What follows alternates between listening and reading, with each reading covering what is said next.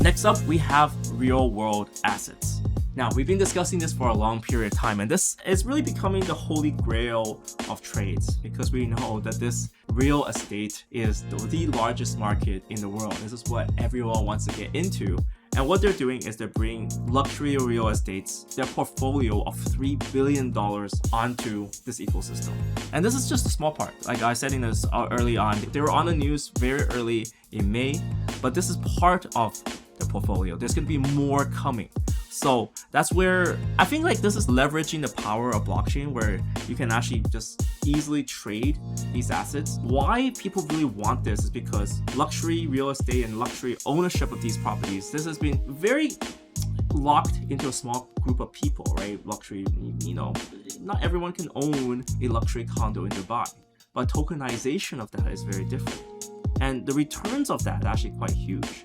So say, for example, earn up to 8% APY on properties. And it's really a part of a diversification. We know that a lot of crypto bros, they made a lot of money, but at the same time, they want to diversify their assets. You can't keep everything to crypto. So which is why there's this huge move for real world assets to come in because crypto bros want it. At the same time, this market was very illiquid before. Once it meets the blockchain, you have a lot of transparency. On top of that, a lot of liquidity as well. So that's where a lot of money and opportunity comes in. Billions, it's just a start, guys. So this is already happening and they already made the news on this. Some of the key advantages here, what they're really providing with this platform is the fractionalization of real world assets, being able to split large properties, like maybe even a Ritz Carlton Resorts in Dubai.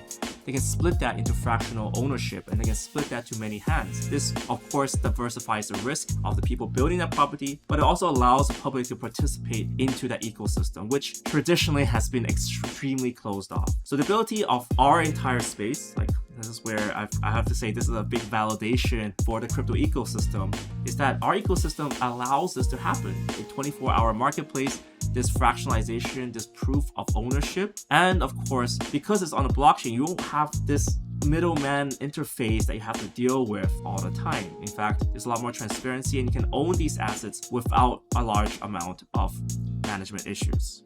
I'm gonna move my head a little bit here, but they also provide loans in RWA and really this link, kind of this really blockchain evaluation of assets. So you can verify assets on the blockchain very easily, proof of assets very easily, and then of course, you can take out loans very easily. So combining that. So imagine what we have in DeFi. I mean, we're big in the DeFi space, DeFi loans, but then adding real estate on top of it. That's gonna be the real power, well, a real powerhouse for our entire ecosystem. All in all, they're trying to move approximately $10 billion of real world assets on chain. And like I said before, they're bringing big properties like Ritz Carlton Residences and the Katura Reserve. These are already committed into the partnership, basically with Mag Lifestyle.